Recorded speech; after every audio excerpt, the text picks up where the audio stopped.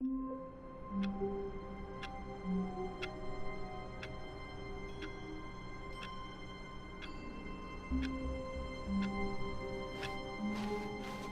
of his co-workers were gone. What could it mean? Stanley decided to go to the meeting room. Perhaps he had simply missed a memo.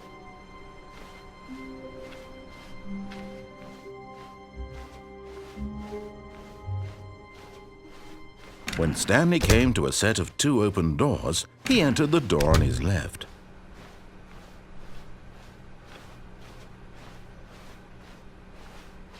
Yet there was not a single person here either. Feeling a wave of disbelief, Stanley decided to go up to his boss's office, hoping he might find an answer. Coming to a staircase, Stanley walked upstairs to his boss's office.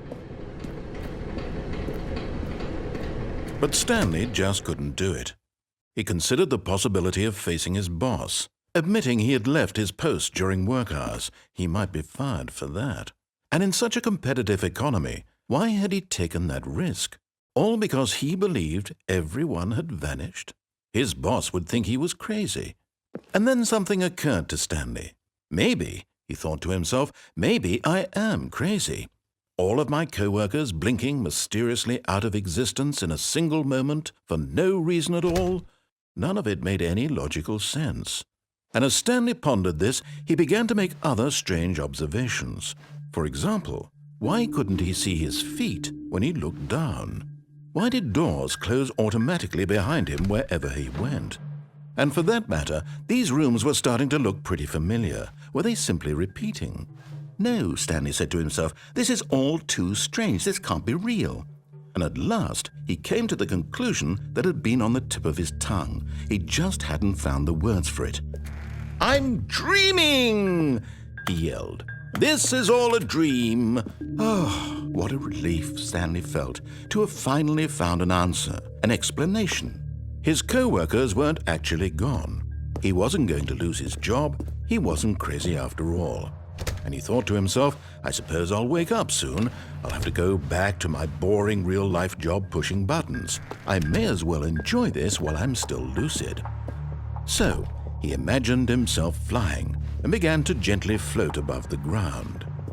Then he imagined himself soaring through space on a magical starfield, and it too appeared. It was so much fun, and Stanley marveled that he had still not woken up. How was he remaining so lucid? And then perhaps the strangest question of them all entered Stanley's head. One he was amazed he hadn't asked himself sooner. Why is there a voice in my head dictating everything that I'm doing and thinking? Now the voice was describing itself being considered by Stanley, who found it particularly strange. I'm dreaming about a voice describing me, thinking about how it's describing my thoughts, he thought. And while he thought it all very odd and wondered if this voice spoke to all people in their dreams, the truth was that, of course, this was not a dream. How could it be? Was Stanley simply deceiving himself, believing that if he's asleep, he doesn't have to take responsibility for himself? Stanley is as awake right now as he's ever been in his life. Now, hearing the voice speak these words was quite a shock to Stanley. After all, he knew for certain, beyond a doubt, that this was in fact a dream. Did the voice not see him float and make the magical stars just a moment ago? How else would the voice explain all that? This voice was a part of himself too. Surely, if he could just... He would prove it. He would prove that he was in control, that this was a dream. So he closed his eyes gently, and he invited himself to wake up. He felt the cool weight of the blanket on his skin, the press of the mattress on his back, the fresh air of a world outside this one. Let me wake up, he thought to himself. I'm through with this dream. I wish it to be over. Let me go back to my job. Let me continue pushing the buttons. Please, it's all I want. I want my apartment and my wife and my job. All I want is my life exactly the way it's always been. My life is normal. I am normal. Everything will be fine. I am okay.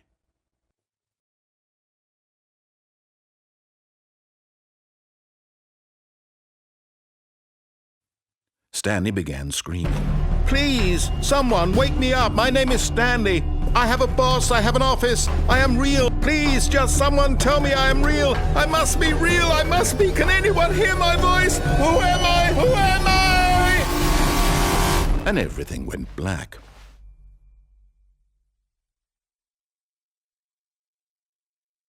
This is the story of a woman named Mariella. Mariella woke up on a day like any other. She arose, got dressed, gathered her belongings, and walked to her place of work. But on this particular day, her walk was interrupted by the body of a man who had stumbled through town talking and screaming to himself, and then collapsed dead on the sidewalk. And although she would soon turn to go call for an ambulance, for just a few brief moments she considered the strange man. He was obviously crazy, this much she knew. Everyone knows what crazy people look like. And in that moment, she thought to herself how lucky she was to be normal. I am sane. I am in control of my mind. I know what is real and what isn't. It was comforting to think this, and in a certain way, seeing this man made her feel better. But then she remembered the meeting she had scheduled for that day. The very important people whose impressions of her would affect her career, and by extension, the rest of her life. She had no time for this, so it was only a moment that she stood there, staring down at the body. And then she turned and ran.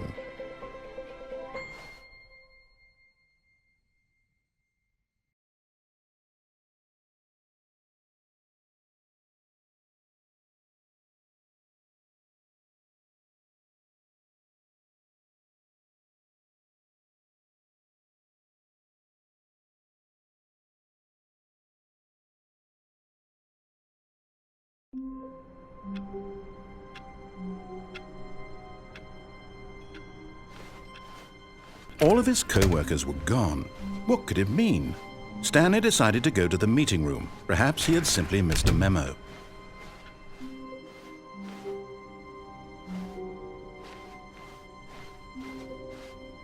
When Stanley came to a set of 2 open doors, he entered the door on his left. This was not the correct way to the meeting room, and Stanley knew it perfectly well. Perhaps he wanted to stop by the employee lounge first, just to admire it. The lounge was sublime, a work of art. But eager to get back to business, Stanley took the first open door on his left.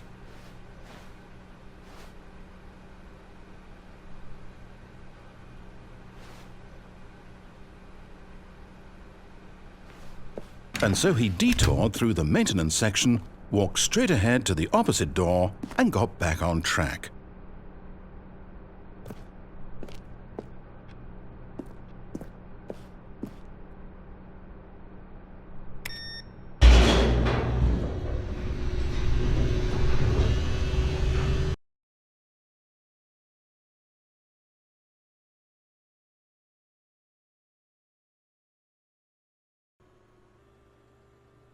But Stanley didn't want to go back to the office. He wanted to wander about and get even further off track. So now in order to get back, he needed to go, from here it's, left.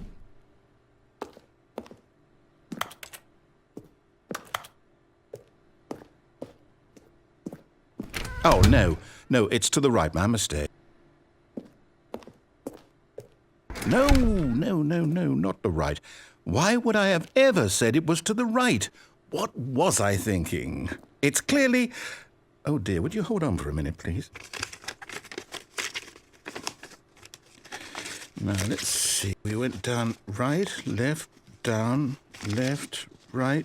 Yep, okay, yes. I've got it now. This story is absolutely, definitely this way.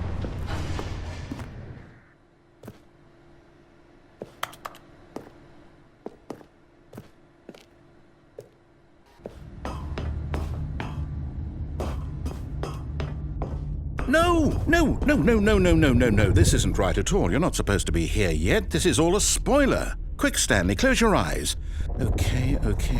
We just have to get back to, oh, who am I kidding? It's all rubbish now. The whole story completely unusable. How about rather than waste my time trying to salvage this nonsense, we'll just restart the game from the beginning. And this time, suppose we don't wander so far off track, Okay, from the top.